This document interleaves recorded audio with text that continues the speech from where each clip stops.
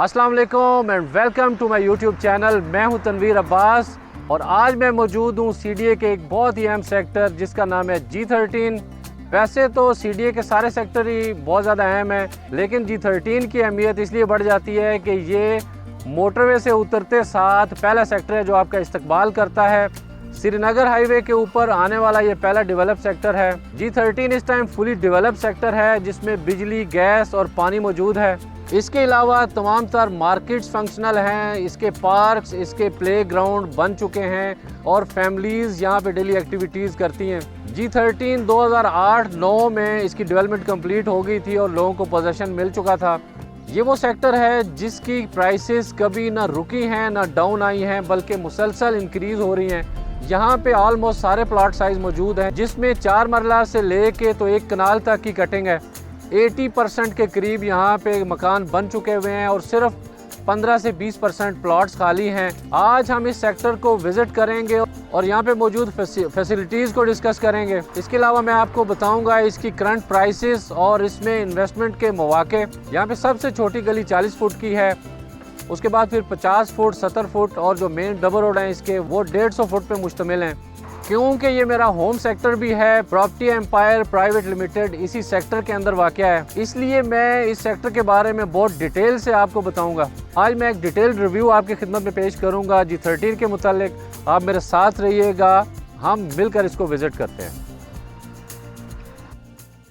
ये है कश्मीर हाईवे जिसका अब नया नाम श्रीनगर हाईवे हो चुका है। एयरपोर्ट और मोटरवे से आने वाली ये वाहिद शाहराह है। यूँ तो मोटरवे से उतरते ही सेक्टर्स शुरू हो जाते हैं जिनमें G17, G16 और G15 शामिल हैं, लेकिन सीडीए का सबसे पहला सेक्टर G14 और G13 है। G14 अभी डेवलपमेंट के मराइल से गुजर रहा है, जबकि G13 इस टाइम फुली डेवलप्ड सेक्टर है।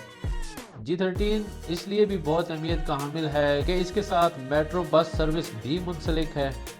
श्रीनगर हाईवे के एक तरफ पाक आर्मी का डिपो और लोकल एरिया H13 है, जबकि दूसरी तरफ G13।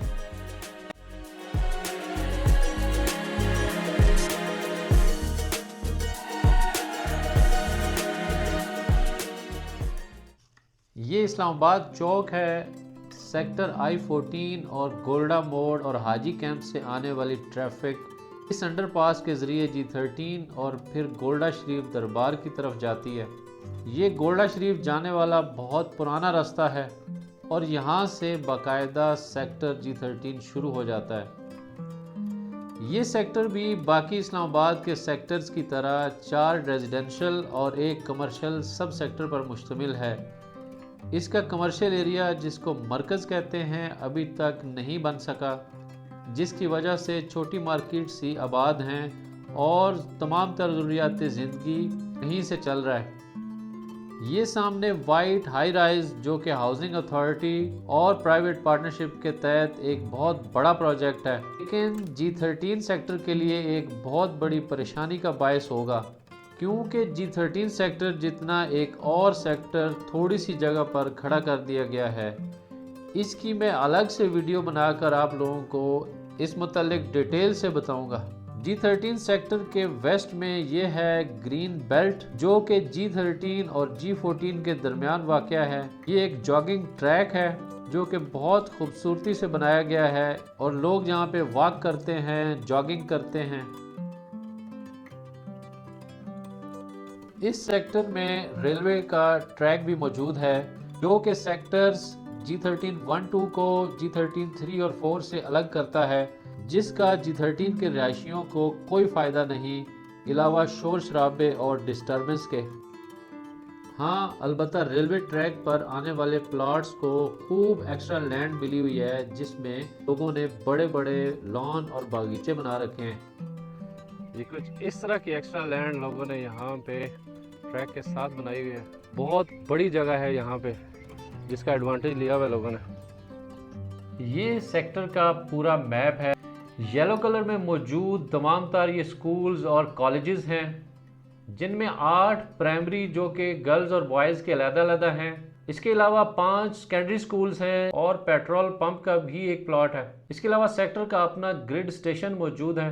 इसके अलावा ग्रीन कलर में नज़र आने वाले सारे पार्क्स और प्ले ग्राउंड्स हैं जिनकी टोटल तादाद 17 बनती है, यानी कि 2 किलोमीटर के ऊपर 17 प्लेग्राउंड और पार्क्स हैं जो कि पूरे के पूरे आबाद हैं, जिनमें डेली बेसिस पे लोग एक्टिविटीज़ करते हैं।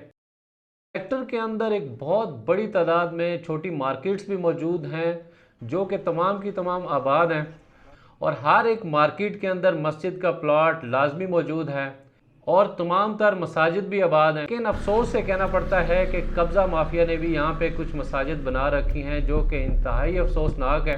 एक इमाम बारगाह भी है जो कि सेक्टर G13-3 में वाक़या है। जैसा कि मैंने आपको बताया कि सेक्टर में ज़्यादातर मकान बन चुके हैं और थोड़े से प्लॉट्स खाली हैं, तो थोड़ा सा प्राइसेस के मुतालिक भी बात हो जाए इनके। यहाँ पे जो सबसे छोटा साइज़ है वो 25-40 का है, जिसको 4 मरला के बराबर कहते हैं।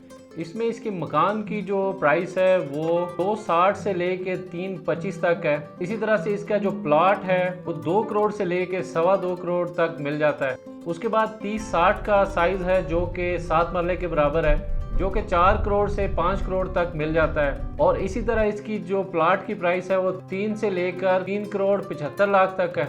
फिर आ जाता है 35-70 जो कि 10 मरला के बराबर है, जिसकी प्राइस 5 से 7 करोड़ तक है। और इसी तरह इसके प्लॉट की कीमत 375 से लेके 4.25 करोड़ तक है। फिर 40-80 है जो कि 12 मरले के इक्वल है, जिसके मकान की कीमत 6.5 करोड़ से लेके 8 करोड़ तक, और इसके प्लॉट की कीमत 4.25 से 5.5 करोड़ तक की ब्रैकेट में मिलता है।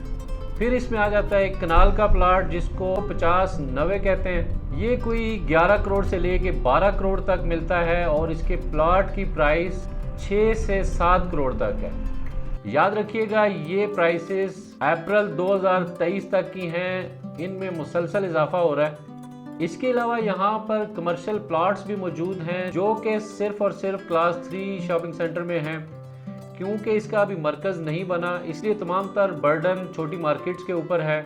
यहाँ पे जो 10 मरले का कमर्शियल प्लॉट है उसकी प्राइस कोई 22 करोड़ से 25 करोड़ तक है, जिसमें सिर्फ बेसमेंट, ग्राउंड और फर्स्ट फ्लोर ही अलाउड हैं। इसके अलावा जो शॉप्स हैं या जो छोटे फ्लैट्स हैं वो करीब करीब 1 करोड़ से शुरू होते हैं और कोई 2.5 से 3 करोड़ तक उनकी प्राइस जाती है। इसके अलावा सेक्टर के मुतालिक किसी भी किस्म की इंक्वायरी या डिस्कशन के लिए स्क्रीन पे दिए गए मेरे नंबर पे एनी टाइम कॉल कर सकते हैं। I will be happy to answer your call. Thank you so much. Thanks for watching.